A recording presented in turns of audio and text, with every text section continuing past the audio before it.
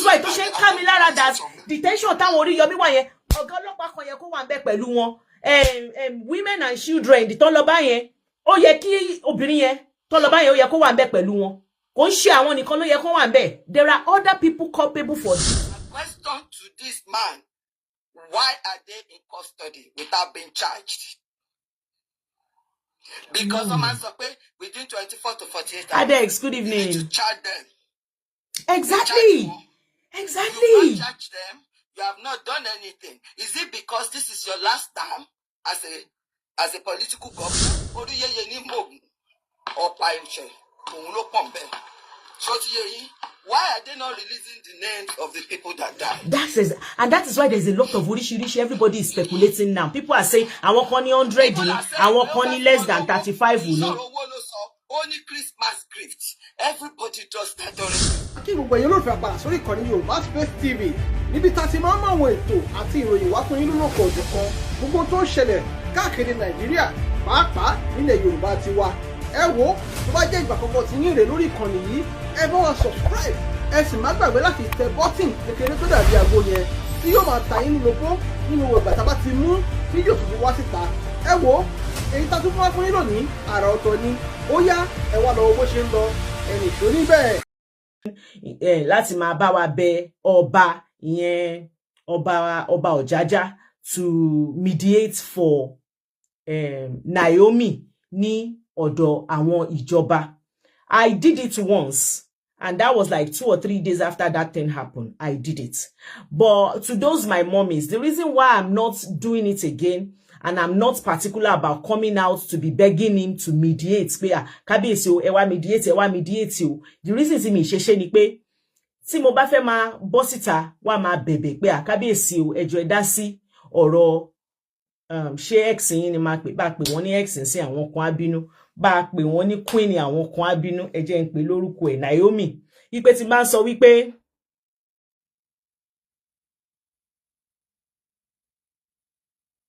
thank you, big mom. So, Timba Mife, I don't want to upset anybody, so I'm just going to call her name, which is Naomi. Thank you, Faith. Thank you, Sister Khadija. Welcome. So,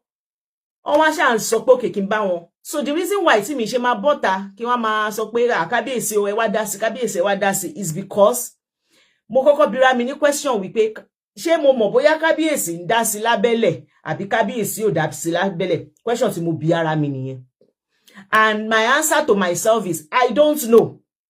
Mi ò mọ̀ bóyá kábíyèsí ń ṣe anything, bóyá wọ́n tẹ any button lábẹ́lẹ̀. So I'm thinking to myself, if I keep coming out every day and I'm saying, kábíyèsí o, ẹ jọ̀ọ́ o, ẹ wá dá sí ọ̀rọ̀ ex yín o, Naomi o, you know, tí bá ń sọ lójoojúmọ́. For me, I'm speaking for myself now. Ó máa dàbí ẹni wípé I already concluded that, you know, the man is not doing anything. And that is why I keep coming out to say he should come and do something.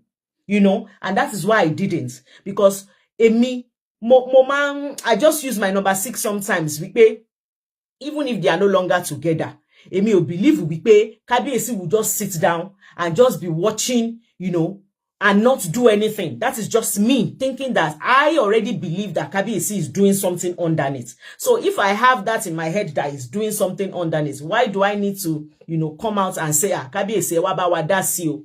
That was what I was still thinking this afternoon, kí n tó jáde. But kó tó di pé mo wá sí orí TikTok nsìn, tí mo ṣe máa ṣí Facebook. Torí ẹ̀ nígbà mi, I follow my instincts. I know wípé ńgbà mi tó ṣe ń ká wa lára ni.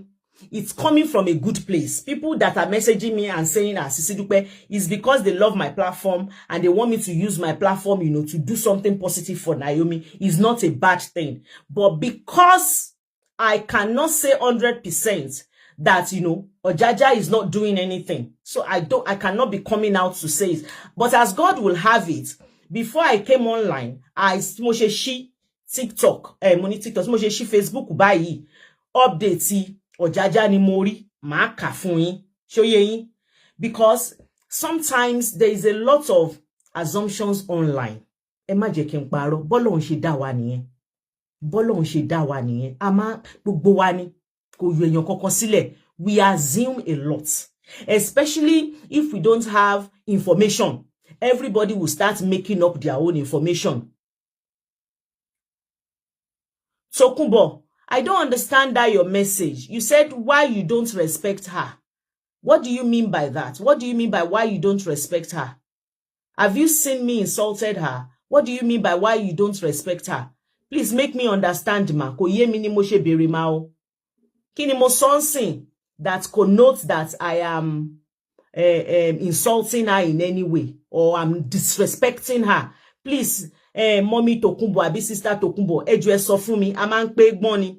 Nǹkan tí n bá sọ tó fi jọ pé mo disrespect Naomi nsìn, ẹ jọ̀ọ́ ẹ pàkíyèsí mi sí. Stop begging for intervention from the king. He knows the right thing to do. God bless you, ma. God bless you. Omoshe Soripe, you see the people that are begging for that intervention is still coming. Oh, she said I can't. Shetiri, I can't win. I can't win. If I call her queen, some people will come into my inbox and say, Sisi Dupe, are you blind? When she came online to say, you know, she's no longer a queen, that she's no longer Kabiesi's wife. Wá bú mi sí inbox pé Sisi Dupe, alábòsí ni ẹ́, èèyàn lòun ò fẹ́ Kabiesi mọ́, ó dẹ̀ ń pè ní queen. Tí n bá tún wá pè ní ex-queen, àwọn èèyàn kan tún wá bú mi pé Sisi Dupe, bí Aunty Tokunbo yìí, wọ́n tún wá bú mi wá ní Sisi Dupe kí ló dé tó ń pè ní ex-queen. Why are you disrespecting her? Why are you insulting her by calling her ex-queen? That is why I said I can't win. And that is why I've been calling her name. Orúkọ nothing po balade. Orúkọ nothing pe everybody. That is why I am not putting queen. I am not putting ex. If I do it, it's a slip of mouth to me. Mistaken. Naomi mo fẹ́ máa pè mí ìfẹ́ fi kankan sí. Torí mi ìfẹ́ mi. I don't want to upset those that will say, don't call her queen. And I don't want to upset those that will say, don't call her ex-queen. So, let me just call her name. Me, I wouldn't disrespect her for what. She hasn't done anything to me. Go on my page. You will know that I'm a lover of Naomi. Before this thing happened, I always celebrate her on my page. You know, I celebrate her and I always tell you how much I respect her maturity. So, I'm not here to speak ill of anybody. But like I said, I cannot please everybody. Show ye. So ẹ jẹ́ kí n pè lórúkọ ẹ̀. Tí n bá tún wá pè lórúkọ o, àwọn kan náà àtúnṣì wá sínú inbox mi wá bá mi wípé kò bá jẹ́ ọmọdé jù bẹ́ẹ̀ lọ, ìyàwó ọba ni kò yẹ kó pè lórúkọ, ẹ má dorí mi rú. Don't scatter my head. Let me call her by her name. No, yeah. No problem. Thank you, ma. Thank you. More appreciating that you even said you're sorry. You don't even have to say you're sorry, but you said it. I appreciate you for that, ma. God bless you, ma. Ọlọ́run á pọ́n yín lé. Aṣọ yín ò ní fire. Thank you so much, man. Thank you. Thank you. Oh, mo ṣe ní pé, you see, everybody have a reason for doing what they are doing. And most of it is coming from a good place. I'm telling you. Irú àwọn tó ṣì nífẹ̀ẹ́ nsìn. There are some people tó jẹ́ wípé they are wọ́n wish pé kó ṣì padà sáàfin. I know a lot of people.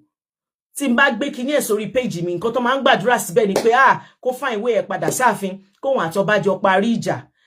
So you know I want to shift my queen here is coming from a good place because they want her to go back to the, you know, to the kingy where they are good together and stuff like that. I want to then penny ex, you know, they will still come into my inbox and say, Sisi Dupe, show you a funny, show ringba to was sorry social media, to so we pay one for ba money kilo tun pen queen. Sheri pa won yen náà, àwọn náà ní reason titi wọn. O mo ṣe ní pé ẹ jẹ́ kí kúkú máa pè ní orúkọ. Ẹ jẹ́ máa pè ní mo tún ti fẹ́ máa ṣe olórí. Ẹ jẹ́ máa pè ní Naomi Ṣílẹ̀kùn ọlá. So Kábíyèsí update Kábíyèsí wá ṣẹ̀ṣẹ̀ ṣe, ẹ jẹ́ kí n kà yẹn fún yín. Kábíyèsí sọ wípé the update says the Ooni of Ife, Ọba Adéyẹyè Ògúnwùsì, has assured his ex-queen. Bí mo ṣe rí ni mo ṣe gbé wá o, nǹkan tó wà ńbẹ̀ ni mo ń kà o. Has assured his ex-queen, Naomi Ṣílẹ̀kùn ọlá. Ṣé ti rí pé Kábíyèsí here, he didn't put his surname, he didn't put the maiden name, you know, but she was addressed as an ex-queen. Wọ́n sọ wípé àwọn mọ̀ wípé Ọlọ́run máa vindicate, that God will vindicate her trial on the stampede that claimed the lives of 35 children during a Christmas fun fair she organized in Ibadan, Oyo State on December 4. Edemo wípé, I have told you this before, pé àfi tí èyàn bá jẹ́ èṣù, Ọlọ́run má jẹ́ kéèyàn fésù níyàwó. Bobby J, welcome. Ọlọ́run má jẹ́ afésù níyàwó, Ọlọ́run má jẹ́ afésù lọ́kọ. Àfẹ́ni tó bá fẹ́ èṣù níyàwó àbí tó fẹ́ èṣù lọ́kọ ni ex ẹ máa wà nírú, position or condition tí Naomi wà yẹn, and that person will be happy about it. That is just how a normal human being would think, and that is how I'm thinking, and that is why I have always assumed that Kabiyesi, good evening, Debbie Wright. That is why I have always assumed that Kabiyesi is doing something underneath. And this one that I'm reading to you proves that he's doing something underneath. And believe me, this is where I will leave it. I'm not going to poke nose or try to see whether he is doing it or not. He said he is doing it, and let's take it like that. Kadepa ọkàn pọ̀ sọ́nà kan pé Ọlọ́run á dáhùn àdúrà. Ọlọ́run á dẹ̀ jẹ́ kí wọ́n fi wọ́n sílẹ̀ láìpẹ́. So wọ́n sọ wípé Ọba Ogunwusi absolved his former wife of ill intent. Ìyẹn ọba bọ́ síta, wọ́n sọ wípé mi mọ ma fẹ́ ṣe queen, ma fẹ́ ṣe ọba ṣá bọ́ síta, wọ́n sọ wípé Naomi wípé kò ní ill intention nígbà tó bọ́ síta tó wá ṣe nǹkan tó ṣe yẹn. Ọba tún wá confirm wípé the event, wọ́n sọ wípé that he noted that she organized the event with noble intention of putting smiles on the faces of underprivileged children. That is exactly what she was trying to do. Ọlọ́run, ó kàn gbòdì ni, ó kàn go wrong ni. K'Ọlọ́run kó jọ kó má jẹ́ ká rí láburú, kó má jẹ́ kí good intention wá kó di bad intention within minutes. Thank you, my darling sister Bisola. Wọ́n wá sọ wípé Ṣílẹ̀kùnọlá, the preparator of an Ìbàdàn. Irọ́ o, wọ́n ti gbé gbági o. No. Alhaji Oriyomi Hamzat and the principal of Islamic High School, Bashorun, Ibadan, where the program was held, which is Abdullahi, Mr. Fasasi, and one of the filayen. Wọ́n sọ wípé are facing 4 counts of conspiracy, of causing DEATH, of causing pain by negligence. Ó dà pé mo ti kà yẹn fún yín tẹ́lẹ̀. Wọ́n wá tún wá sọ wípé endangering public safety and failing to provide adequate security and medical facilities at the event. Wọ́n ní an Ibadan Magistrate Court on December 24, 2024, remanded the trio, àwọn mẹ́tẹ̀ẹ̀ta, in prison. Over the matter. Wọ́n ní similarly, Justice KB Olawoyin of State High Court in Ibadan refused to release the defendants on bail when the case came up before him on Tuesday. So Justice Olawoyin adjourned the ruling on the bail application until Monday, January 13th, 2025. So today is 11. So that is on Tuesday. On Monday, actually. On Monday. Lágbára Ọlọ́run, we will see, where we are going. And I will still use this opportunity to emphasize that, in case, you were in that vicinity, lọ́jọ́ tí kiní yẹn ṣẹlẹ̀, probably, sometimes you may be somewhere, you're taking videos, and you will just leave, videos and pictures on your phone. Ní kọ bí ara sí. If anyone, peradventure you are in that area that day, please check your phone. See if you took any video, whether, sometimes you might be taking a video for one purpose, and tell you about one video, there might be other informations nínú video yẹn tí ó ń ṣe pé intention ẹ láti take ni, but while you were taking one thing, you took another thing. So if you have any videos, please, because I don't know which videos will be useful in the court of law, I don't know. And that is why I said, if you have any video of anything at all, tó ṣẹlẹ̀ lọ́jọ́ yẹn, or somebody that have those videos, please Send the Siwonla Gidigbo. Let them take everything to their lawyer. The lawyer will sit down, look at the video, and see which ones totally favor that they can, that they can use that will be helpful to them. Good evening, my darling sister Bosse. Now, another thing that I'm seeing on social media, and I am saying this, whatever I say here, this is Sisi Dupe's opinion. And believe me, I appreciate and I recognize every other person's opinion, because opinion wa ole dogba, because ototo la waye. Now one we come, we no follow come. Àwọn obe jigan, ibeta iberin ibefa, ton bi lọ́jọ́ kan náà. They have different opinion. So it's okay if your opinion is different from mine. Believe me, on this platform is okay, as long as it's done with decorum. If as long as you are not insulting other people's opinion, say your own. So on social media, I am seeing a lot of people. Maybe the likes of me does not want Naomi, Mr. Oriyomi, Mr. Fasasi to be brought. Amen. Sister Bimbola, amen. Like we don't want justice to be served. And somebody like me, some people see me as somebody that want to hinder the justice by speaking for them. Now I want to put these questions out there, Sigbogbowa, that we are talking. If Naomi was your sister, let's assume that all this esuti won fi kon. Let's assume. I'm assuming. I am not the court of law. Let's assume that gbogbo esuti won fi kon yi, that she actually did it. If she's your sister, if she's your senior sister, if she's your junior sister, if she's your daughter, if she's your cousin, if she's your relative, will you want her to buy? You won't want her to buy. So sometimes we don't need to wait until somebody is our sister. Especially when they have tí wọ́n bá ní àwọn nǹkan tí wọ́n ti ṣe sílẹ̀ ní dáadáa téèyàn lè tọ́ka sí. Believe me, this thing that happened to these three people can happen to somebody else. And even me, mo lè join àwọn tó ń sọ wípé ó yá ẹ lọ gbórí wọn wá.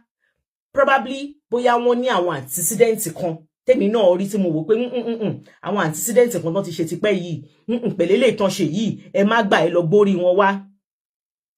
We will get there. We'll get there.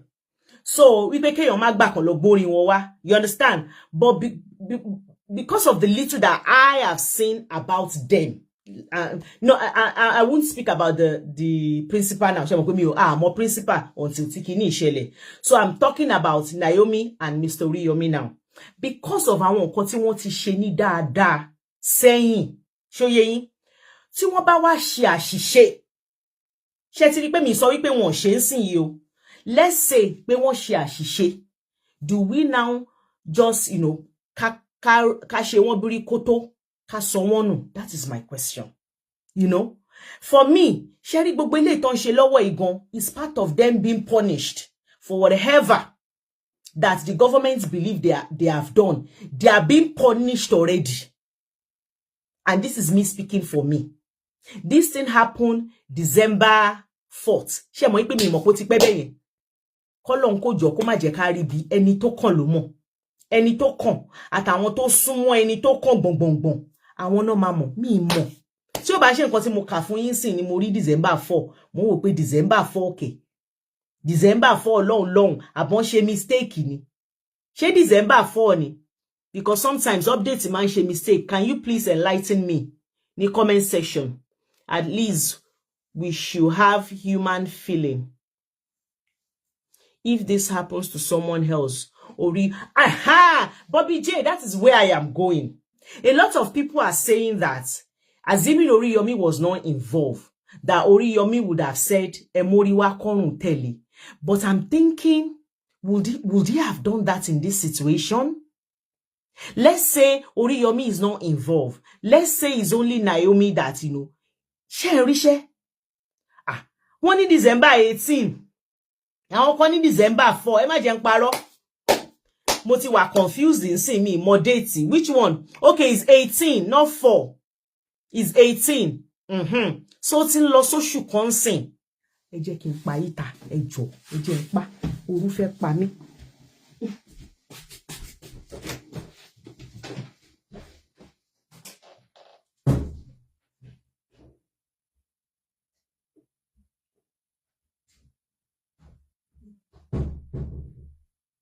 Ọkọ mi.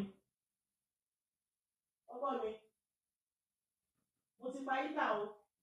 Tẹ́ bá fẹ́ kan ìwà kan padà bọ̀, mo ti pa for now. Oru fẹ́ ṣe mí léṣe o Jésù. Ẹ máa foru pa mí o.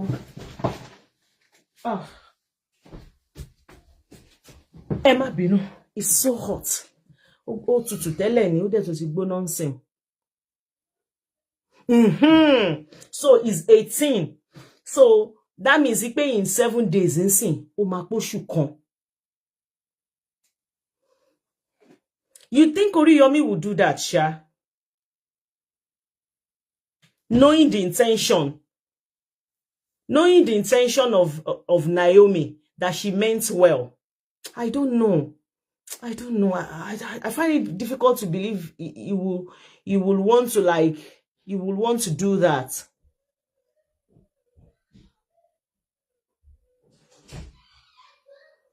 I don't blame you, Sherry. And this is what I am saying about speculations. There is a lot of speculation. And nǹkan tí mo sọ nìyẹn pé tó bá jẹ́ pé bí báyìí. Oh God, ó ti gbóhùn mi. Yeah, Agba, welcome. Ó ti gbóhùn mi. Ẹ má bínú. Hey, Triple P, no, so I'm not sure of him. I don't know. Sister Bosse, Bernie, Onike leg, Oni bow leg, Oni W leg, Igon safe. Also, Sinile no buyosi. I am telling you. Yes, me too. I don't see him as a bad person. Probably, see, Bobby J. Let me make you an example. Sherry Yoruba to so wípé le morning. I want to know why they are still holding them. I seriously, that is what I am saying, Iyagba, that in this kind of an open case, they are supposed to carry people along, with what they are doing, the process day by day. They will be telling you day by day things that they are doing, what they will do tomorrow. They will carry you along so that one minimizes speculation. But because a lot of people now, àwọn èèyàn tí ń sọ nsìn wípé, àwọn èèyàn tí ń sọ,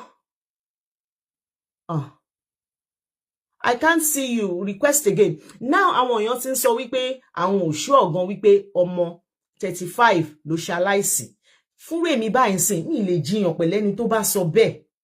Mi lè lọ jiyàn pẹ̀lú ẹni tó bá sọ bẹ́ẹ̀, because I don't know too. They said it's 35, but we only have one name. I'm really down because of this issue. I can't sleep well. Oriyomi can never do bad if he's not involved.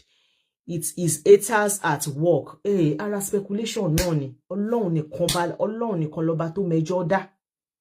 Ọlọ́run nìkan òun lọ́ba tí ó mẹjọ dá. But Ọlọ́run náà ló wá dá wa tó jẹ́ wípé ó ti fún wa ní sound mind, tó jẹ́ wípé tó ní kálukú bá ti gbọ́ nǹkan, everybody máa decide ibi tó fẹ́ dúró sí. And everybody right now wọ́n ti dúró síbi tí wọ́n fẹ́ dúró sí, which is okay. You need to request, ìyá àgbà. Mi mọ̀ bó ṣe máa ń pick èèyàn láì request yẹn, mi mọ̀ ṣe. So, like I'm saying, àwọn èèyàn wá sọ wípé Sisi Dúpẹ́ àwọn ò rò pé ọmọ 35 ló ṣaláìsí. Wípé wọ́n kàn sọ pé àwọn ọmọ yẹn tó yẹn ni in order to put, Oriyomi in trouble. And I said to that person to message me wípé, believe me, even bójẹ́ ọmọ kan ló ṣaláìsí, bójẹ́ ọmọ méjì ló ṣaláìsí, they can still hold them like that. The government don't need to inflate iye ẹni tó ṣaláìsí. Is the country economy is okay, such will never happen. It's even our economy tí wọ́n wà okay. Misfortune ṣẹlẹ̀. Irọ́ ò dá. Country tí wọ́n wà okay, tí wọ́n jẹun, tí wọ́n yó. Nǹkan burúkú náà ṣì ń ṣẹlẹ̀. K'Ọlọ́run kó jọ kó má jẹ́ ká rí kó ṣe dáadáa. Èèyàn kan ní before the police can say they are 35, they will be 100. Ọlọ́run ní jẹ́. Ọlọ́run ò ní jẹ́. So why have they not put a name on them? Why? Okay, Eti hold that when people insane, in a week's time, it will be 1 month. That means they've been holding them for 3 weeks.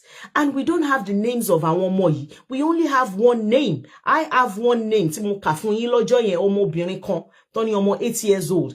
The remaining 34, they need to put a name on it. Because when they don't put a name on it, people will start speculating.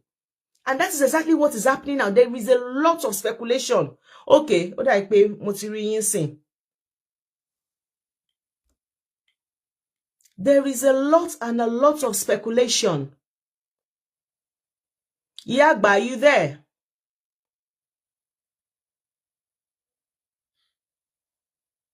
Hello, Yagba. Abe mi ni. Ẹ má bínú, ó lè jẹ́ mo ti yí lẹ̀ bí n ṣe máa ń ṣe ni. It is me. It is me. Ẹ má bínú. Sharing nǹkan tí mo rí lọ́rọ̀ yìí, kò sí problem ẹ káàárọ̀. Sharing nǹkan tí mo rí lọ́rọ̀ tó ń ṣẹlẹ̀. Number one, we don't have enough information. Exactly. Adikan. Now, let's look at it according to EBT. Most of these things has happened. None of them was being in prison before Kinwotoshi case. Now, my number 2 question. When the governor went Jade, I did not see any good reason to give for holding them. He said, one accused of not. Yes. After only possible by you, not become. But it's then Sister Khadija. Nigeria, and our laws in Nigeria in a democratic country is similar. So if you are holding them for a whole month, why? Is there another reason you are holding them? Is there something wrong between you and Oriyomi? Don't feel a journey.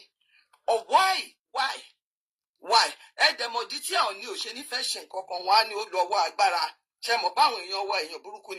No, you can't please you please Exactly. Now my question to this man, why are they in custody without being charged? Because someone said within 24 to 48 hours. Adex, good evening. You need to charge them. Exactly. Exactly. You can't charge them. You have not done anything. Is it because this is your last term as a political governor that you are doing? Oh, Iyagba, they said they have been charged. With what? Oh, what? They have been charged. I don't wonder. Got you by Yemi. Oh, no. Oh, you see? What charge you want to court? But what are you charging them for? Is it for murder? Is it for kini? Pay any to plan event? Pay event planner to shake gbogbo kini yen. Because even if you are saying they go to court and they're going to defend themselves, it was still not the time to start. So you still can't hold them responsible. Period. Okay, cool. Is this the count? Yeah, by hold on, ma. Abishe count lele because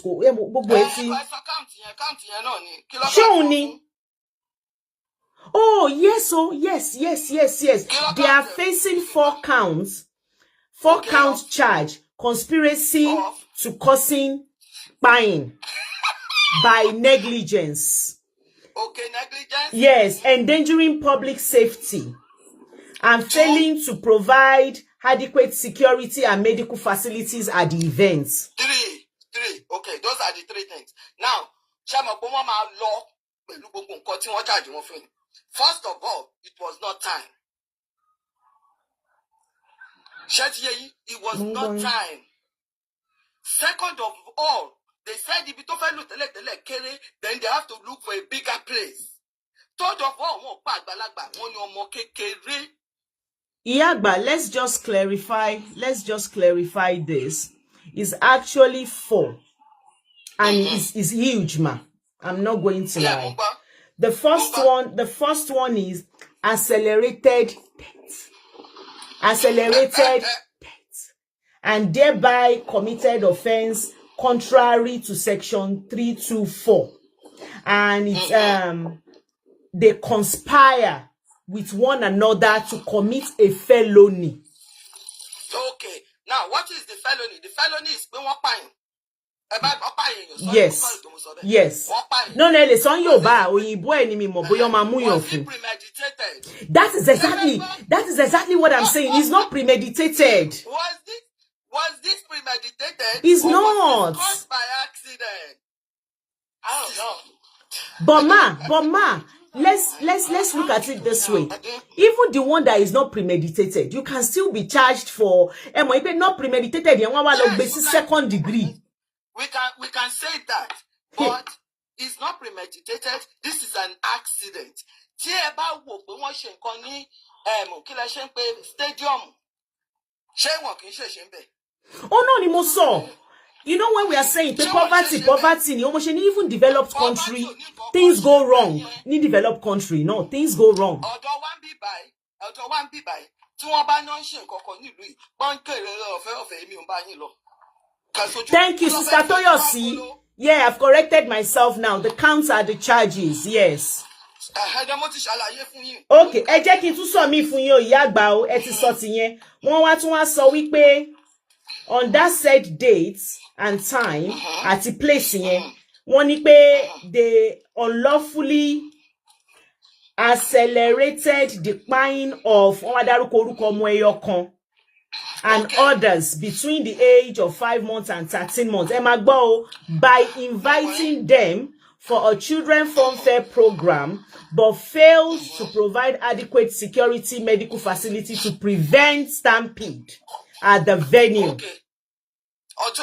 That's number 2. Yes, ma'am. Yes, ma'am. For common sense, la ma fi reason ele mi ò ṣe lawyer o. Yes, ma'am. Now, anyone unlawful, that's wrong. They took permission from Anthony Benyen. To ba just state lo ni, bo just city lo ni, bo just local government. Shoti ye. Ignorance is not Adivo, thank you. It's not a defensible offense. Now, let's say one ṣe yẹn gbogbo nǹkan tó ní tó kalẹ̀ pọ̀ náà ṣe yẹn. Now, as far as I'm concerned, èmi sọ tèmi ni o. Now, ó sọ pé wọ́n ṣe gbogbo kìíní. Wọ́n provide adequate information, but they never said Ati bẹ̀rẹ̀. You all got there 2 hours or 1.5 hours before the event started. So how do you know pé wọ́n provided?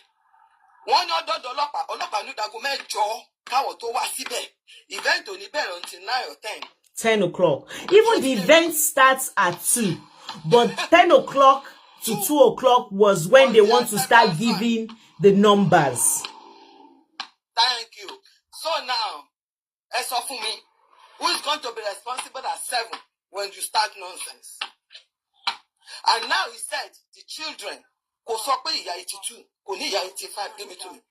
Kò ní ìyá 85, kò ní ìyá 86. Only children. Tó bá jẹ́ àwọn ọmọ kéékèèké lọ tira wọn, wọ́n máa ní tira wọn pa o. Ṣé mo ṣá? Bọ̀ Ọlọ́run aṣọ wa. Orí yeye ní mògùn. Ọ̀pá ìṣẹ̀ òun ló pọ̀ bẹ́ẹ̀. Ṣó ti yé yín? Why are they not releasing the names of the people that died? That is why there's a lot of orishirishi. Everybody is speculating now. People are saying, àwọn kan ní 100 ni, àwọn kan ní less than 35 ni. Only Christmas gifts. Everybody does that during Christmas. We should stop picking on stuff. Everybody, foundation does this. They do it. So don't put the blame on somebody. Stop shebe now. Stop shebe now. Look beyond that. They do this every time. What they think shaking it, Benny. Stop there. Plan. I hate Oriyomi. I hate Olori Naomi. Put that aside and see beyond that. So it's right here. So until I see the on the 15th, no, ọjọ́ Monday ni kọ́ lọ́ndẹ̀ mi wá sí Ọlọ́run nípa kankan nu wa. Nǹkan tó ń dán lọ́jọ́ eégún, wọ́n bá dẹ̀ débẹ̀. Lawyer one say I want to get their bail. They've been here for a long time. They're not a flight risk. But that was what they did. That was what they did on the, or was it on the 7th? That was what they did, and it was refused. That was what they did. Because everybody was expecting that. And you know there is a counter. O mo ṣe ní pé ṣe rí kíní ó sọ sí ni lẹ́nu ó buyọ̀ sí because me understand why it's ìjọba. They said the government themselves are counter something. Let's stop one. Pé kó má release one. O mo ṣe ní there is a lot I don't know. Sorry. Counter, but that's why you have a lawyer.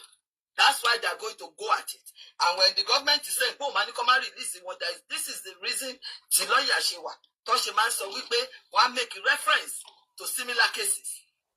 You understand? And they have already got bail. So let's see what a lot of people now are saying, how come the parents are not coming out? Where, you know, did it actually happen? Orishi now. Beyond that, Sherry Governor, your state, you only kinilati pick, only bone lati pick Oriyomi period. But I'm not going to allege. Sister Red Gold, I stand corrected.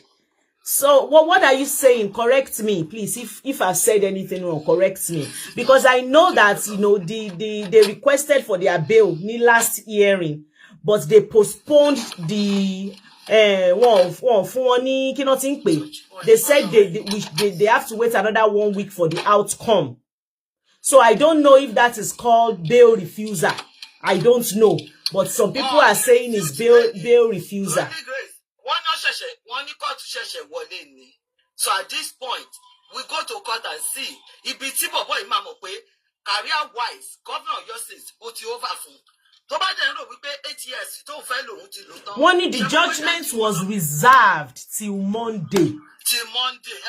Thomas, what defend that? Yes. One, they refuse it. And Yagba, you guys don't know Naija. Mo sọ fún yín pé ọ̀tọ̀ ni pé kéèyàn lọ sí kon dájọ́ ẹ̀ kó lọ prison. Ọ̀tọ̀ ni pé kó wà lẹ́wọ̀n. Ẹ̀wọ̀n náà wà báyìí kò ń ṣe ẹ̀wọ̀n náà wà. Ẹ mọ̀ nǹkan tí mo ṣe sọ bẹ́ẹ̀ ni pé tó bá di ma if you are going to hold them, you don't hold them in a cell. Because they said prison. So now correct me. Which one is detention, ma? Which one is detention, ma? Which one is prison, ma? Okay, Sherry, detention is this. Sherry teba near offense. Toba muyito ti shake mi wa mo boya ba mi se rin Naija. Toba muyito shake yen locus. De lole wọ́n máa fi cell tó wà lọ́dọ̀ àwọn ọlọ́pàá. Oh, so cell náà ni but ó wà lọ́dọ̀ ọlọ́pàá. Yes, wọ́n ní fi yín sínú prison. Inú prison is when. Thank you, Atoki. Wọ́n ti ṣe judgment ẹ. Wọ́n ti gbé ẹ wá sí wọ́n ti sọ bí tó máa lọ wọ́n lè gbé kúrò lÉkòó kó gbé lọ Àbújá kó gbé kúrò lÉkòó kó gbé lọ sí Kilimanjaro. That is the judgment has been done. Okay. To my understanding. So probably they should mistake by saying they are in prison. Because there is two different ways. Easily, but she long that's a cell. That is not in prison. So they say detention is different from prison. Sherry, there is a lot. Ọlọ́run ìlú òyìnbó máa kárẹ̀ o. Sherry gbogbo ọ̀rọ̀ yìí. Wọ́n mú gbogbo ọ̀rọ̀ yẹn lẹ́yọ kọ̀ọ̀kan. Wọ́n máa ṣàlàyé ẹ̀. Wọ́n ṣàlàyé ẹ̀ fún novice. You will know what you're dealing with. It's different here. Yeah, so judgment the court remand them while the case is going on. They can be remanded. We might not be in jail. My K vision. So when you say they remand them, my question is, where do they put them when they are remanded? Where are they? Monitor ni wọ́n remand wọn. Ibo no man fi wọ́n sí during that remand yẹn. In Nigeria, you are still going to be in custody of ọlọ́pàá. Toba reprimand here. Oh Lord, jail because there is no judgment against you. Toba 5 years in prison. Sherry Toba tu wa gbe yin sibi kan gan. Toba tu wa sọ pé kíní kan wọ́n reprimand yin sibi kan tẹ́ dúró síbẹ̀. Toba ṣe judgment yẹn tó bá gbé tí wọ́n bẹ́ẹ̀ for over 1 year. Wọ́n credit you for that year. Against wọ́n take it away from the judgment. That's how I know it. So, oh no, me. There's a lot of things we don't know.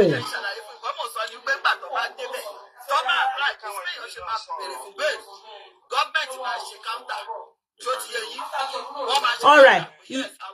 Ẹ ṣeun gan ìyá àgbà. Thank you so much. Thanks for always, ma. God bless you. Yes, ma.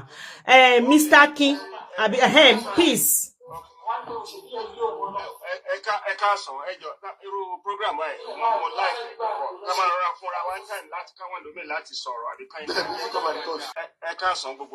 welcome on board, sir. Mommy saw before me. She was right in most cases, but holistically. Sherry, one amokun ewo.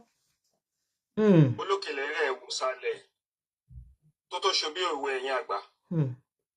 Sherry, nílùú òyìnbó kinní kan wà tí à ń pè ní root cause analysis. Ṣé tẹ́ bá mo dẹ̀ ti ṣe kinní yẹn I've spoken on a few àwọn show bíi tiyín madam. Yes, sir. Ṣé tẹ́ bá ṣe root cause analysis yẹn ẹ rí wípé bó ṣe bá ojú ló bá imú. Ló bá mú. But I can sọ̀rọ̀ àfẹ́ wò from the other side torí passion. Kò sẹ́ni tó ní passion tó yàn dúdú in the world. A ní emotion gan. Ẹ̀rí a máa juwọ́, a máa mírí, a máa ṣe náà. A máa ju pájú sẹ̀. Àwa nìyẹn nǹkan tó tún fi dá wa mọ̀ nìyẹn. Now, ṣé rí ìjọba wọ́n ní fault. Tí wọ́n fẹ́ own up tán fẹ́ cover up. Story potential litigation. 2, Oriyomi àti obìnrin yẹn, òun náà ní fault. 3, àwọn parents ọmọ yẹn wọ́n ní fault. Torí tó bá di litigation tán, lawyer àwọn Oriyomi wọ́n á sọ pé àwọn ò force àwọn people yẹn wá. They will defend them. And they will cite nǹkan tó wọ́n pè ní law cases. So you understand? Historical law cases láti fi buttress point wọn. Exactly what I've said previously. I don't know if you were on my show. So that's one side. Now, Sherry, ni ibitemi wa yi. Taba fẹ́ gold event. Ta fẹ́ ṣe event ma. Yes, sir. Sherry, ìyẹn ti bẹ̀rẹ̀. Kíní kan wà tán pè ní planning. Ṣé èèyàn dúdú ò fi bẹ́ẹ̀ ní?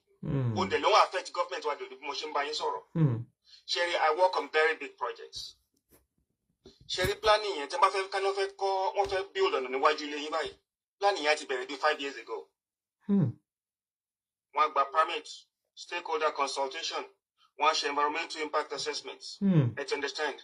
Reconnaissance. Gbogbo yẹn wọ́n á mú pọ̀, wọ́n wá submit ẹ̀. Ká tó gba permit. Ọ̀nà tí gbogbo yẹn á gùn ni o. Torí wípé gbogbo wa la nílùú. Ṣé rí àwọn Oriyomi ẹ jẹ́ kí n bẹ̀rẹ̀ láti àwọn Oriyomi àti obìnrin yẹn tán bá wọ́n dẹ̀ àwọn méjì dẹ̀ kàwé o nǹkan tó yà mí lẹ́nu nìyẹn wọ́n dẹ̀ were exposed o nǹkan tó yà mí lẹ́nu Oriyomi ṣe lò oṣù 6 kan ní UK ni ṣe understand ma. Bẹ́ẹ̀ni, he just came back. So were exposed ó yẹ kó mọ̀ wípé and I like his program. Torí àwọn memes kan tó máa ń yọ ń bẹ̀ lẹ́ẹ̀kọ̀ọ̀kan táwọn èèyàn fún máa ṣe rèé pé àwọn àfáà kan ẹnìkan ṣe kinní kan is very funny but at the same time ó help àwọn èèyàn. So back to nǹkan tí mò ń sọ ó yẹ kó mọ̀ wípé irú nǹkan bẹ́ẹ̀ yẹn o wàá gba permit ká ṣe sọ kó gba permit. I think he did. Àwọn measures wo ni wọ́n put in place fún ara ẹ̀yin àwọn méjèèjì láti make sure pé wọ́n bà yín lórúkọ jẹ́.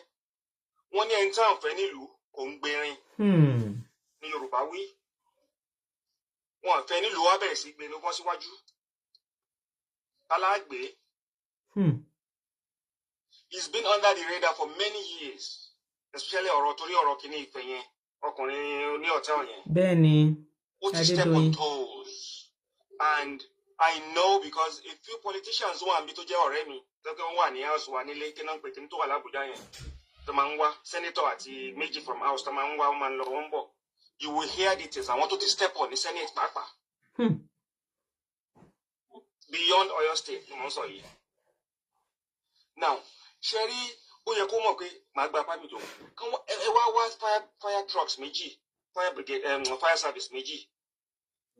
Torí àwọn náà máa provide emergency response. Tí nǹkan kan bá ṣẹlẹ̀. Security. Now, tán bá ní gbogbo àwọn measures in place ni. I can assure you one ni wà lẹ́wọ̀n tán wà báyìí. Torí pé wọ́n á ní wo plan wa nìyí. I submitted from government. It was accepted. Ẹ wo fire service mẹ́rin la sanwó. Ẹ wo security company receipt wọn nìyí. Ẹ wo àwọn barricades ta put in place. Ẹ wo àwọn numbers ta ní kan wá ìwọ tí wọn ò tó bá ní wà ní within certain age group máa wà gbogbo àwọn nǹkan bẹ́ẹ̀ yẹn. Bọ̀ wọ́n ṣe àwọn náà ṣe bí ẹni tó ponú díẹ̀ ẹ má bínú. Wọ́n ṣe bẹ́ẹ̀ tí ò kàwé kò lè yẹ kó rí bẹ́ẹ̀ yẹn. Now ẹ jẹ́ ká wá mú ti government. I used to work for the federal and provincial government in Canada. Ṣé rí kí wọ́n tiẹ̀ tó allow wọn láti deploy síbi tá ti ṣe kìíní yẹn? Wọ́n gbọ́dọ̀ gba city permit. I think they did. Mr. Oriyomi said they did. Ẹ máa gbọ́ bí tí mò ń lọ. Yes, sir. Ẹ máa gbọ́. Ṣé rí tó ń bá gba permit? Now the onus is now on the government láti ensure pé okay permit yẹn àwọn nǹkan tí mo list tó yẹ kó Oriyomi nìyẹn. Government ló yẹ kó enforce ẹ̀. God bless you. That's what I've been saying. Government ló yẹ kó enforce ẹ̀ pé fire service mélòó fire trucks mélòó ló wà ńbẹ̀. Security company wo ni wọ́n wá verify ẹ̀. Project coordinator àwa pé àwọn consult àwọn security company pé ǹjẹ́ wọ́n á yà yín nǹkan kò sí nǹkan tó bá wọn kọ́ nípa owó. Yes wọ́n á yà wá mélòó ní 20 government àwa sọ pé fún àwọn tó ń bọ̀ 20 ò tó ẹgbàá mẹ́wàá sí kán tó fún yín permit. Ẹ ti understand nǹkan tí mò ń sọ. Government á wo gbogbo yẹn government á wo location yẹn wọ́n á wo security yẹn wọ́n á wo access exit and exit wọ́n á wo gbogbo ẹ̀ torí pé government ibi tí government bá wà fún ará ìlú kò lè ṣẹlẹ̀ torí pé the onus is on the government to protect the citizens. Excuse me. Now government fẹ́ cover yẹn ṣe wọn kéde ẹni tó tẹ̀ máa ti ṣe é pé ẹni tó bá wà guilty olú máa kọ́kọ́ máa pariwo jù ìwọ ni orí ẹ̀ ò dá tẹ bá jókòó tẹ bá wò dáa tẹ dákẹ́ ẹ̀ wá rí i pé onílà má bínú ẹ̀ kàn mọ́kàn bínú ni torí pé mọ̀ kó òun ṣe government nìyẹn. Now ti Oriyomi actually is a supporter of this man of the governor. 5 and 6 ni wọ́n àwọn tó wá láti Nàìjíríà sọ èmi ti kúrò ní láti 91. Ọmọ láwọn tó ń lọ tó ń bọ̀. Àwọn èèyàn wọ́n sọ pé Oriyomi àti wọn Oriyomi máa ń bá wọn broadcast àwọn policies wọn. He supports him. So kò ń ṣe pé ìyẹn nìkan ni gómìnà yẹn ò fi release Oriyomi. Àwọn nǹkan míì tún wà ń bẹ̀. Ṣẹ́rí the public is watching. Ẹ má gbàgbé Nàìjíríà ti kúrò Nàìjíríà 50 years ago nísìnyí internet wà àwọn èèyàn rí sí àwọn Oriyomi bá mú jẹ tó bá ṣẹlẹ̀ ní ọ̀túnla àwọn ẹlòmíín náà mú jẹ wọ́n cite case law yẹn wọ́n cite àwọn lawyers are cite wọ́n ní àwọn gbàjẹ́lẹ̀ tó lọ sí kọ̀ṣẹ́ wọ́n ṣe tí mo nǹkan tí mò ń sọ. But Mr. Peace, you just said that the government has their own shortcomings too. My question that I've been asking for days now and nobody has been able to answer me is, so who are those that will hold the government accountable for their part in this misfortune? Because you said something about them having something in place and speaking to organizer to say, have you done this? Have you done this? Have you done this? If that had happened and the organizers have not done what is expected of them, then the onus is on the job. So this thing can't go on because you haven't done, A, B, and C. But they didn't do that too. Yeah. How will they be accountable? 2 ways ni madam 2 ways ni the first one ni pé tọ́rọ̀ yẹn bá lọ sí court àwọn lawyers Oriyomi ló máa ṣe àwọn lawyers Oriyomi àti obìnrin yẹn náà máa ṣe wọn ò ní gba lawyer 500,000. Let's understand lawyer bí 1 million per hour ni kò ń ṣe lawyer 500,000 fún gbogbo ẹjọ́ tẹ́ ẹ̀ bá mọ̀ kíní wọn nílé ẹ̀yin ẹ̀gbọ́n involved nípa ọ̀rọ̀ ọ̀lẹ̀ ẹ̀ mọ̀ pé lawyers nílé good lawyers wà àwọn èèyàn expose government then àwa ní àwọn kan tó pè ní press àwọn náà gbé jáde. But even the press are not doing much on this case. I don't know if it's only me. Please correct me. nǹkan tẹ́yin ṣe ń sìn yìí ṣé mọ̀ pé press nǹkan tẹ́yin ṣe ń sìn yìí. Okay, wà dẹ̀ fi hàn. Good service tẹ́yin ṣe ń sìn nìyẹn náà. That's good service because tẹ́yin ò bá broadcast ẹ̀ ṣe ti understand káwọn èèyàn gbọ́ ilé asọ̀gúntọ̀ nǹkan tó ṣẹlẹ̀ ni they will hold them accountable. Omi sukuu Nàìjíríà ò ṣe Nàìjíríà 50 years ago. Gbogbo èèyàn ló ní kámẹ́rà. Gbogbo èèyàn ló ń gbọ́ nǹkan. Abẹ́ understand nǹkan tí mo ń sọ. So the government is responsible. 90% ni màá sọ fún government ẹ má jẹ́ kí n tàn yín. That's my take too. That's my take. Because ẹ̀mí ará ìlú, ẹ̀mí ọmọdé ìlú ó yẹ kó jẹ government lógún ju anything lọ. Ju anything lọ. Then Oriyomi àti àwọn òbí 55 ni wọ́n ní 55% ni wọ́n ní. Tó bá pé ìlú tí òfin wà o. Ṣé ní ká ní Canada bí US ni àbí ní any country in Europe wọ́n ti fún wọn permit ẹ̀ tó bá dẹ̀ ṣe ẹ̀ ti rí kí wọ́n ti fire wọ́n ti cross. Ó lè yan kan sọ́nsìn wípé let's be sincere here gbogbo àwa tá wà ń bí ọmọ Naija ni wá we know how our country rolls. A lot of people do all these things without any permit. Ṣé rí nǹkan tó ṣẹlẹ̀ yìí nsìn ló jẹ́ kí gbogbo wa máa sọ wípé where is your permit, where is your permit, where is your. The question is go and ask those that have done it previously mélòó ló gba permit mélòó. Bó ṣe rí madam mo understand bó ṣe rí ní US ẹ jẹ́ sọ pé gbogbo advanced countries gbogbo wọn ló ní health and safety policies. Do we have it? Gbogbo wọn dẹ̀ madam kò sí nǹkan tó wà lóyìnbó tá a ní kí enforce ẹ̀ ní. Exactly kí láǹfààní ẹ̀ if you are not using it you are not enforcing it. I wrote a few papers on compliance in Nigeria. Ẹ̀rù bà mí nígbà tí mo research paper yẹn. Àwọn nǹkan tó wà tó jẹ́ laws tẹ́ pé ẹ̀ lè mọ̀ pa ní. Comparable to omi was stringent to some countries in Europe. Ẹ̀ lè believe it. Stringent. Now. Thanks my darling Faith. Now. Tí government wọ́n bá mú ẹnìkan responsible. Tí wọ́n kí government ni. Àwọn èèyàn tó bá jáde sí wọn. Àwọn tó wà lẹ́yìn tí wọ́n rán ń dún lábẹ́ omi yẹn. Ojú wa tí wọn because wọ́n bọ́ síta. Wọ́n bọ́ síta. Now, if it's left for the governor of the state, based on his relationship with Oriyomi, Ati Seyi, but Madam sọ kí ní kan màmá tó sọ̀rọ̀ kí n tó sọ̀rọ̀ yẹn. Wọ́n ní kí ló tó fi wà ní court ẹni ní prison tí wọ́n fi wọ́n sílẹ̀ nílùú òyìnbó náà wọ́n ń ṣe bẹ́ẹ̀ tí wọ́n bá fẹ́ kẹ́ jáde wọ́n lè ní bẹ́ẹ̀ yín $5 million ní. But they haven't gotten to that stage. That is what we are saying. They haven't said, oh, we will give you bail, but go and bring this and bring. They haven't even gotten to that stage, and they've spent over 3 weeks already. Oh no, ni corruption to one in judicial system wa. Oni àwọn lawyers pè ní discretion. Wọ́n lo discretion yẹn follow you. Oni wọ́n lò lọ́wọ́ báyìí. Because in contest on your rights, ní UK. Orí ẹ̀kẹ́ tó sọ wípé wọ́n did orí ẹ̀kẹ́ tó rí kan tó sọ wípé wọ́n deny bail outrightly. What they do is wọ́n ti weigh ẹni yẹn wọ́n wá gbé nǹkan tó mọ̀ wípé ẹni tí wọ́n bá fẹ́ filẹ̀ yẹn wọ́n wá ní pé kó lọ mú nǹkan tó mọ̀ wípé wọ́n bí dá kò lè mú wá ṣé mọ̀ pé kò ní dàbí pé àwọn ò fẹ́ filẹ̀ wọ́n ní a fẹ́ fi ẹlẹ̀ o but lọ mele wá kó mele wá kó mele wá. Ìjọ tó ti ṣẹlẹ̀ ni wọ́n ti ṣe risk matrix yín. Risk matrix ló máa pè sí high risk, low risk, moderate, low risk. Kò ṣe sísálọ nìkan o. Sísọrẹ gold, but do we take it? But we pay. It's mandatory. But ṣáwọn èèyàn ń gbà. You know. No. One of my sisters wrote here that permits are mandatory if your event is likely to disrupt human traffic. I'm not disputing that. But a lot of èyí tó máa disrupt human traffic tí wọ́n ṣe wọ́n gba permit wọ́n gbà. Now, ṣé pé mo sáré sọ kíní kan kí n tó conclude pé health and safety policies, emergency response. Ṣé rí nílùú òyìnbó gan kan tó débi tí wọ́n dé ẹ̀jẹ̀ èèyàn ni wọ́n gùn tán fi débẹ̀.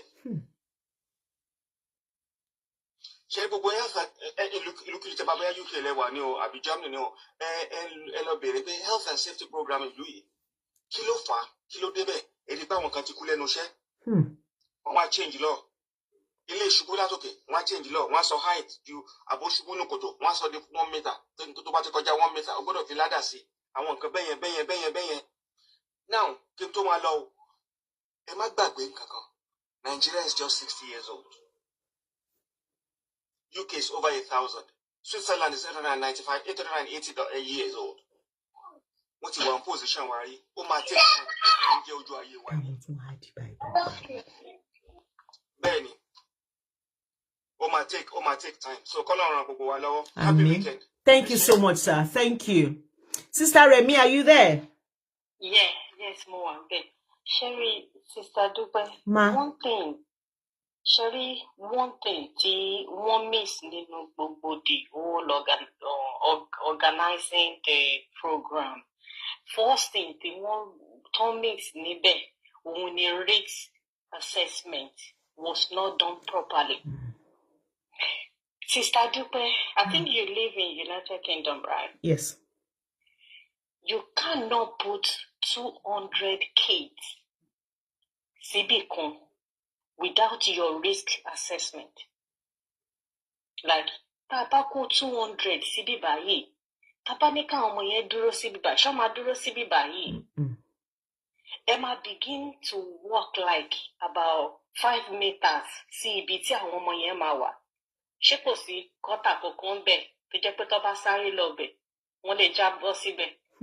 Ẹ máa bẹ̀rẹ̀ sí ń lọ káàkiri environment, exit, how many exit tó wọ̀ bẹ̀ yẹn. Ṣẹ̀rí nígbà tí gbogbo the whole thing yẹn wá ṣẹlẹ̀ tí mo wá jókòó pé báwo lẹ ṣe fẹ́ kó 5,000 sí ibì kan.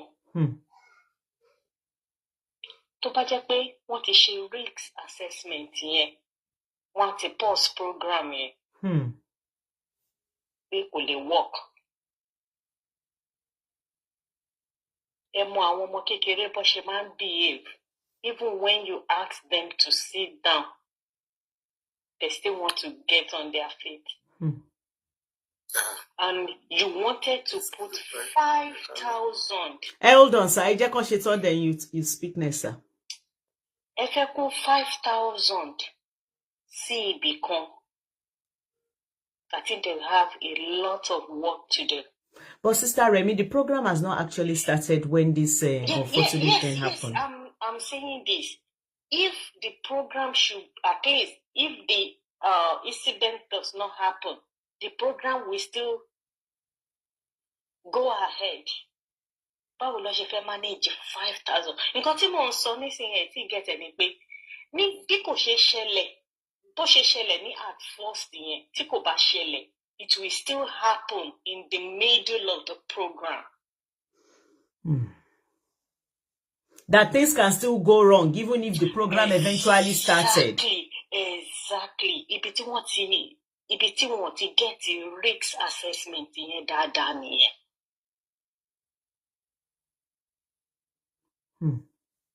But àwọn tó organize event, ṣé wọ́n ní good intention àbí wọ́n ní good? They have good intention.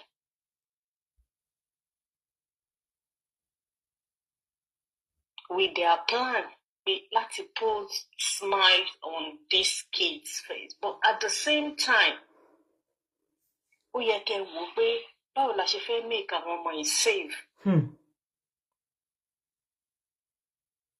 Ṣé mọ̀ pé tó bá jẹ́ pé ní abroad ni àbí nǹkan kan, the government will not allow that event to go ahead. See, this is what I am saying, and I will keep saying it. I'm not saying that the organizers, there are not one or two things they could have done better. I'm not saying that. I am not saying they shouldn't be held accountable for things that has happened there. I am not saying that.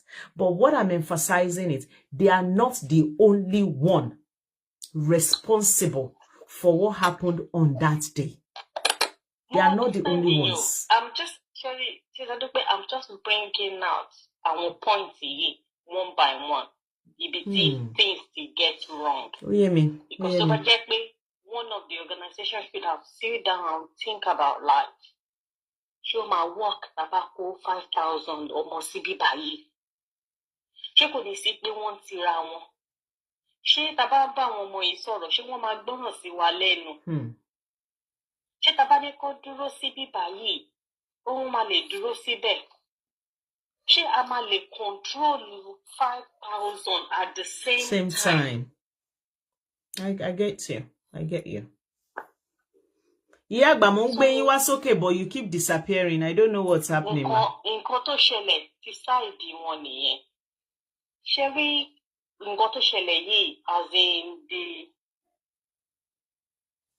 as in the Queen Naomi.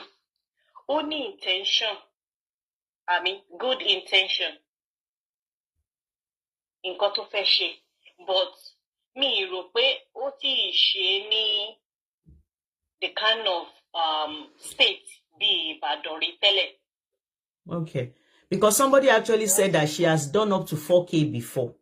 Yeah, but sister Dupeshe eti de badori. Yes. She emoye awumo ton live on the street. On the streets, yes. Be badon. Yeah. Yeah. She elle compare won si awon omo te ma so pe sit down there, to ma sit down. Wait. It's entering the voice. So she elle so fun pe sit down, go sit down. No, that is the reason why they have to put a lot of things. Really? Almost there's a lot of things they need to put out there. Because people are saying, Naomi will do 500, I want Connie to 1,000, Lori, but some people are saying she's done up to 4,000 before. Even Kilashen Poruko saw Oriyomi saw only but Ibadan Yato when Naomi. O ṣàlàyé ó dẹ̀ lọ bá wo bìkan tó kọ́kọ́ fẹ́ lò wọ́n ló ní bìkan tó kọ́kọ́ fẹ́ lò wọ́n níbẹ̀ yẹn Oriyomi sọ pé kò lè work kò kéré. Ṣé mo wí pé ọmọ ṣe ní pé we don't have information and we are speculating ìyá àgbà. Àwọn kan sọ wípé tó bá jẹ́ wípé ibi tí Naomi fẹ́ lò tẹ́lẹ̀ náà lò ní wípé probably nǹkan because I said nǹkan tó mu tírú nǹkan bá ìṣẹ̀lẹ̀ ní big space. Ipe who knows it if it have been worse in a smaller space. But people said probably only má ṣẹlẹ̀ gan tó bá ṣe níbẹ̀. Ó mo ṣe ní oríṣiríṣi. We cannot place on only ṣẹlẹ̀ only má ṣẹlẹ̀ it has happened. But my thing is when people are saying risk assessment, clinical assessment, clinical assessment, I totally agreed. You understand what I'm saying? I totally agree with them. But the point is, Kilo Shewata ki hold Arawa accountable of that bullshit. Hold yourself accountable. Eje sare so makuro. E ma fi fata poverty se egbe ko nbe. Ejo tori Ọlọ́run. Egbe poverty. Poverty ti wà and will continue to be. America bó ṣe pẹ́ tó yìí.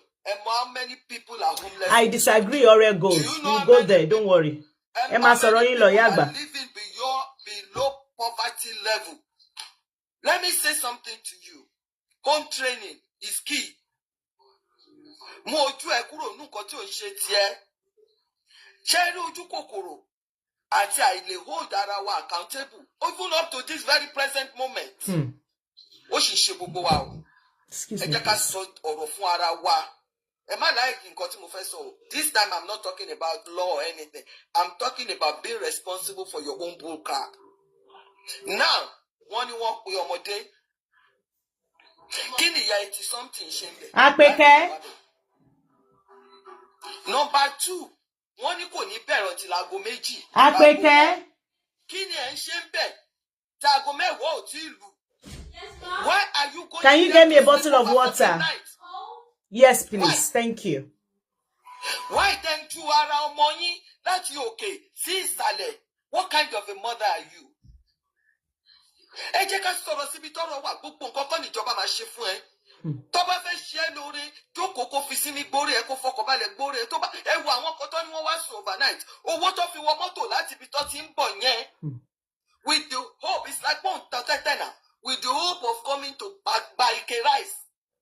Ẹjọ́ tó bá fi ra rice golo kan tó ṣe ìrẹsì yẹn lásìkò ṣé wọn ò ní yó nínú ilé yẹn.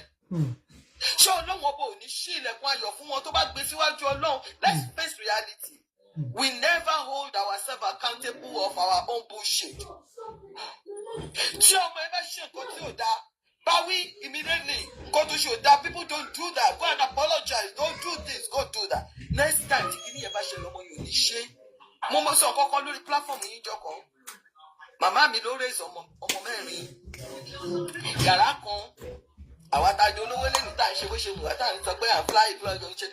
Yes, single parent ni obini kideshi by just Ọlọ́run ló mú bàbá lọ.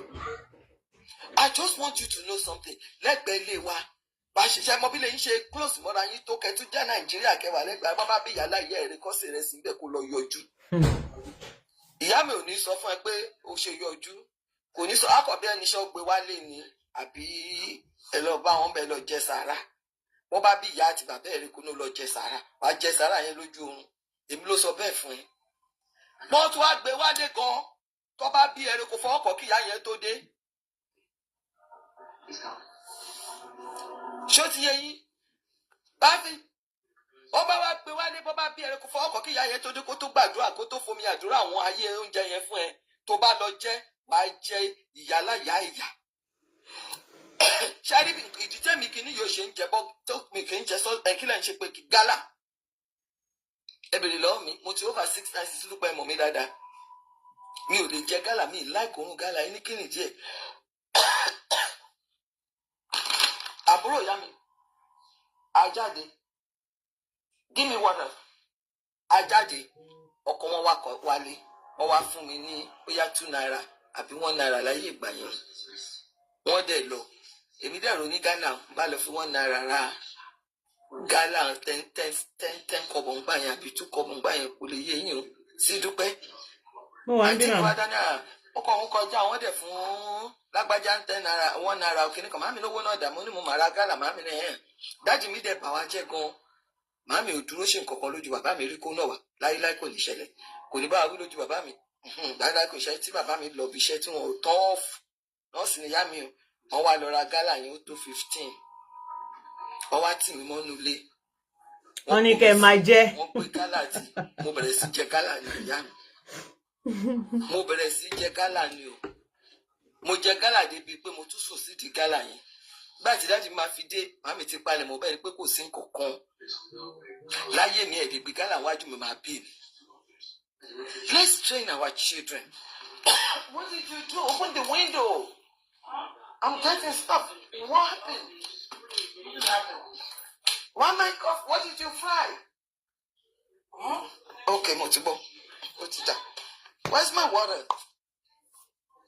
So, Owagbe, láti pé mo ṣe wà yìí tí ń ṣe dàgbà tó ìyá mi ò lè jẹ gálà o. Lè ra gálà lẹ́gbẹ̀ẹ́ mi o, mi ò lè gbóòórùn gálà. I'm not saying our method is good, but ṣé mo gbọ́n àbí mi ò gbọ́n? Mo gbọ́n. Lè fún mi ní 10 kọ́bọ̀. 10 kọ́bọ̀ tí mo fi lọ. Thanks for sharing. Please continue to share. Help me to power tap, please. Títí bí mo ṣe wà mi ò lè ṣe. Our Nigerians were too entitled. I know a sense of entitlement. We're high. I know we are guilty. The government is so dependent on the government. Stop depending on anybody, depend on your MF self. Okay? Tọ́ba sọ fún ọmọ kékeré ni kò mú wá tó mọ̀ pé òun gbóṣogbo. Kí ló wá ṣe ní Ìbàdàn? Owó tó fi wà láti Òṣogbo wá Ìbàdàn kíni yẹn? Ó wá sùn síbẹ̀ overnight. Ṣọ́ọ̀pù ẹ̀ pé wọ́n sùn síbí o, ní yàrá ilé yín bó ló sùn last night. Wọ́n ní kó gbọ́mọ 3 wá àbí 4 ẹ̀yin á kó gbogbo ọmọlé yín wá àtọmọlé kéwú àtàwọn tó. What the heck is wrong with us? Blame ara yín. I'm sorry people died. But until we start holding ourselves responsible for nonsense, we will never move on. We will never grow. Ask what you can do for your country, not what your country can do for you. Ẹbí àwọn tó ń sọ̀rọ̀ tó ń pariwo rádaràda yìí títí iwájú ilé wọn kò ní drain ni o. Wọ́n dẹ̀ náwó, wọ́n ní gbogbo ẹ̀. Why don't you start from the front of your street to do something? Kì í ṣe àkọ́kọ́ tó ń ṣe kíní rẹ̀, kì í ṣe àkejì, kì í ṣe àkẹta, kì í ṣe àkẹrin. But Iyagba. But this situation, ó gbòdì ni. Iyagba. This is an accident waiting to happen. Iyagba, I'm with you. I know. But it's just, we can't just hold, I don't want us to emphasize on one particular aspect because I want to were responsible for. Yes. Good evening, Princess Remy. The event planner is responsible. Whoever to rent the house is responsible. The people are responsible. And you are responsible. Benny. Yes. And culpable, including the government. Thank you. Thank you. Did they go there to go and see? Did they go there to go and see? If you buy okay, Tabafe Shipatinisi, and my block it, and my local government, and my permit. One my wasibe, Ibo to Ibo level block. From what time to what time they are blocking? They do that in Nigeria. Multi witness in Yokomiku, Iwajule Lalo identity. That's what they did to us. So if you are giving her a permit, why don't you go there and check it? Why don't you ask? Everything you want to do, you ask. There is things put in place. The government is culpable as well. God bless you. God bless you, ma. God bless you, ma. And another thing happened. He himself holds himself accountable. Government, the governor, that guy, another state, twice, he told them, "Oh, I am sorry. I'm responsible for not providing enough protection or police clinic for you guys. Now, why don't you hold yourself responsible for this?" There is Baba Oriyomi, who campaign for Jade, right? Moruko, what promise that is a cocoa. This same man come out and brought him out. As Oriyomi ever called the governor out? Yes. So many times. So many fucking times. Only to the bone support the community to promise you must do it. If it is what you better one what you need Google and what Jade for you. One not to party, but as this governor forgotten. Now he go Baba mi yese roofing whoever to Alabekini twice. Lord power buruku be. Don't fool at ohun mi o ba yan ja o no mu fura ra hun o no one responsible we apologize for not providing enough adequate protection for twice no pa won be. Why are you not in jail? Are you holding yourself accountable? I'm not in support of Oriyomi. I'm not in support of anybody. I'm just saying this out. What is good for the goose is good for the ganders. Hey, Orishirishi la mama gbo. Ewo tun ni Ore Goldin so that he got a contract from Seyi Makinde. I don't care contract. Business is business. To back contract, contract. It doesn't matter. No matter. My point is this. They fell out. It's not, I don't care what happened. But the government is culpable. The event planner is culpable. The person that is local government is culpable. Even he himself is culpable. Everybody is culpable. Thank you. I'll take that. I'll take that. Everybody is culpable in this. As a scapegoat. Don't do that. Thank you very much. Ẹ ṣeun ìyá àgbà. Ẹ jẹ́ n gbọ́ Mr. Bashorun ìyá àgbà ẹ ṣé ma. God bless you ma. Mr. Bashorun ẹ jẹ́ a gbọ́ yín. You know that. Thank you ma. Cherry, wherever there is a loss of life, right? Sister Remi, hold on. Ẹ jẹ́ asáré gbọ́ Mr. Bashorun ẹ má lọ hold on ẹ jọ̀ọ́. No, let Auntie Remi talk because I noticed she wanted to talk before Yagba spoke. Okay, all right. Sister Remi, go on. Wọ́n ní kẹ́ continue ma. Cherry, ibi loss of life Fatiwa. Adela sensitive. Yes, agreed. She understand. She probably 3 days ago I was on your program. When you want to help people, you need to do it carefully. When you're trying to help people, don't put your own self in trouble. Yes, look out for yourself first, God said, before others. Even before you help people, look after your own self first. Look at yourself and ask yourself. Ṣé tí mo bá fún ẹni ní nǹkan tó wà lọ́wọ́ mi yìí, mi ò ní padà nídìí nǹkan yẹn, àbí ẹni tí mo fẹ́ fún ní nǹkan yẹn kò ní wá fi kíní yẹn kó tún wá fi dùn mí lọ́jọ́ iwájú. And tí nǹkan bá wrong nínú event yẹn, let's point it out. What goes wrong? ẹni tó try to dig ọwọ́ ẹ̀ sínú pocket ẹ̀ tó fẹ́ ná fún àwọn ọmọ. Ó ní good intention. But if she doesn't do it carefully, òun ló wà lẹ́yìn. What you mean? But I'm just saying they are not.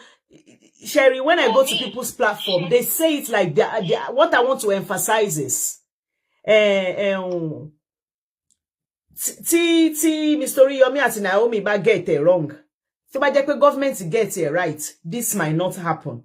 Tí government ba get it wrong, tí Mr. Oriyomi Ati Naomi ba get it right, this might not happen. That is why I said everybody ló ní a part to play. Àwọn parents tó wá, tó bá ní sùúrù tí wọ́n ti àwọn ọmọ síwájú, tó bá jẹ́ pé wọ́n tó bó ṣe yẹ kán tó tí wọ́n ṣe ràdìràdì, maybe it will not happen. Tó bá jẹ́ wípé hold on, no, sister Remi, hold on. Sherry báwọn èèyàn ṣe ń gádà sẹ́nu ọ̀nà yẹn the night before. Bó ṣe ti ń pé 50 tó ń pé 100. Tó bá jẹ́ wípé police station méjì tó sọ pé ó súnmọ́ bẹ́ẹ̀ tí ó jìnnà. Tó bá jẹ́ wípé orí wọn pé to know that wọ́n ti ṣe. You know when we are saying the organizer did not do risk assessment. Ìjọba go ṣe risk assessment. Ọlọ́pàá ò ṣe risk assessment. Because nígbà tí wọ́n ti ń pé 100 tó ń pé 200 níbì kan. Now for those of us that live abroad, do you think some 50 people can gather in a place and within, I'm not exaggerating, within 2 minutes ọlọ́pàá ò ní débẹ̀. Kẹ́kọ̀ọ́ ṣàdédé rí káwọn èèyàn kọ̀ ṣàdédé máa gather. There is police station. Two police stations. They said one is even walkable. So, tó bá jẹ́ pé bó ṣe pé 100 yẹn, ó kàn tẹ̀ tó pé 100, or let's say okay, wọ́n pé 100, wọ́n dé lẹ́ẹ̀kan náà, 500 dé lẹ́ẹ̀kan náà. Táwọn ọlọ́pàá bá dé síbẹ̀, tó ní okay, kí lẹ̀ ń ṣe ń bí, a fẹ́ wá ṣe kìnìkan. Ìgbà wo ló fẹ́ bẹ̀rẹ̀ ọ̀la? Ó yá, ìgbé àfẹ́wé, ẹ padà wá lọ́la. Káwọn ọlọ́pàá dé hang around síbẹ̀. Kó dúró, kó make sure wípé, you know, those gathering was not, that is exactly what I am saying, that everybody is responsible. Because if somebody had done something, the way they are supposed to do it, this will not happen. I'm not saying organizers are not, you know, culpable for, but don't say, we are saying organizer, and it's as if we are just letting every other person to no one bear. It's as if we just let them go and just concentrate on organizer. Okay, ma. Because I have people. Okay, ma. I'm just, yeah. Two, Sister Dubeton cover Bashele United. Kani the first person, the ọlọ́pàá ìlú Ìmàkọ́kọ́ question. Organizers. And the next person.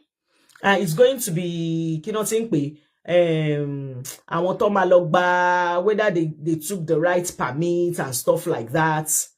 And the third person. And ọlọ́pàá. They will query ọlọ́pàá. They will query. They will query parents if there is proof that the parents were negligent or the parents put the life of their children at risk. Sister Dupe, Ma. You have a kid under 10 years. You're taking them to an event. You haven't even close to that event. You can see a crowd in the front of you. What is the next thing you're going to do? Okay, I get it. I'm going to turn back and say to my kids that the environment is not conducive for you to be. So right now, I need to continue láti lọ síbẹ̀ mọ́. I need láti máa padà lọ sílé. I think one thing is, as a parent, we should cite when there is a danger. Sister Remi, and this is why Emo, Sherry bi tẹ́ sọ̀rọ̀ dé nsìn. Òun ló tún jẹ́ kí, you know, I don't want to bring in poverty. But Sherry bi tẹ́ sọ̀rọ̀ dé yìí, ó máa take me back to poverty. So I said it. It's taking me back there because ó ṣe mí bí ẹni wípé if you get there, you will go back, because you know when you go back there is food at home that you're going to go and eat. If I get there, I will go back. Okay, kí ló fẹ́ jẹ nbí báyìí. Okay, to ra àwọn ọmọ mi fẹ́ wá ṣeré. I will go back. I won't even go. But they are thinking. Those people there, I think their own thinking is from another planet entirely. Thinking titi wọn àti titi wa báyìí ló ṣe rí. Wọ́n kẹ́yìn síra wọn ni. Ó yàtọ̀ gan ni. Wọ́n kẹ́yìn síra wọn ni. Parents ti ń lọ, ṣẹ́rí ìgbà táwọn parents yẹn ti ń lọ, tẹ̀sí ní èrò tó ti ń pọ̀ bẹ́ẹ̀ yẹn. Rọra padà sílé. Rọra padà sílé. And I think why it got so bad, apparently the parents were pushing, one on push àwọn ọmọ yẹn síwájú so that they can be among the first 500. So what àwọn ọmọ yẹn not ti síwájú. Kò sí parents tó máa mú ọmọ ẹ̀ lọ síbi crowd. I saw the video. Kò sí parents tó máa mú ọmọ lọ síbẹ̀ yẹn tí ò bá ṣe poverty. I will still continue to repeat it. Auntie Remy, you are very much on point, ma. You are very much on point. I have wanted to ask a question initially. The way the whole thing happened, is this the first time? I'm not saying that it's good boy on Shekuni Bell. No, that's not what I'm saying. What I'm saying is that, is this the first time during political rally in Nigeria, I'll be political gathering, who arrest? Who did they arrest? And you are so why is this one different? Why is this different? Year one. Then number two, the thing is, to me, the way I look at it, I first look at it like, before I was initially looking at it from the face of the maybe federal government, but later on I thought of it that what I mean, the state government will benefit where that is they are not capable of governing the state or probably eradicating poverty from the state. We will be over to it, something like that. That's the way I was looking at, because why I'm not saying that Spain is wrong, arrest or something, but what I'm saying is, what cases, what scenarios have happened in Nigeria? It's totally wrong. These people are trying to, they have good mindset. They have good thoughts towards the masses. But I want to tell you wrong mindset, that they have no good intention for the masses. They did things wrong and they went scot-free. So why are these people now, why is it not looking as if in Buruku, these people deliberately brought these people and killed them? That's what they are making. Because charges of one, that is how they are making it look like. Like they planned it, they conspire. Thank you. They conspire to buy. Thank you, ma. So the way I was looking at this is like, it's not like as in like a direct like okay, opposite more people you want to work on. Now the government, both at the federal and the state level, they are not seeing their own lapses. Security, common security air you provide. Common light, electricity you provide. So many things are lacking. So these people are living in abject poverty. If not abject poverty, someone like Auntie Remy just said it now. You simply carry your children and return back home. So like, I don't even compete except to buy a protest. If it's when I was in Nigerian protest, yes, I'm on back front. But to my competing for no, you won't see me there. So why is it now looking as if like or people will share like maybe they gunned somebody down? Because at the end of the day now, you are not blaming those that threw their children. You are not blaming those that forced themselves, that are even okay, push around you or to go nice skinny go baby. So why are you people going to rushing to the front to me? Now the police are there who are going information. If it is a working society, police will be there. Then after things now happen, things went south, and then one arrest on you. So what we're saying is nothing is okay. I would want to say that there is no government parastatus that is supposed to undo such kind of event, that is supposed to oversee such kind of event or give permission. Exactly. For such kind of event. That's what I've been emphasizing. That's what we're saying. So abroad, anyway, as in there are always it's very unfortunate. But Nigeria is a kind of society where everything is disorganized. Nothing works. In permission to give such permission, they are at home or they are somewhere else or they are abroad or something else. So what we're saying is there's supposed to be a government before Seyi Makinde can say he's arresting them, he's doing this. There's supposed to be a government parastatal that should be held accountable for this atrocity. Not that you just come and hold the people, the organizers. Check it. It's totally wrong because even the police look. Many places abroad, let me say from Europe, I don't go to Asia, Europe to the Western world, the American. If there's an event or something like maybe gathering, like just like somebody said, you will see police, even to if they don't accuse anybody, watch them parabolate there, rotate there around. Only 500, 700 people will gather in a place. where 2 police station is 1 year, and nothing. And you know pé ọmọdé wà láàrin wọn.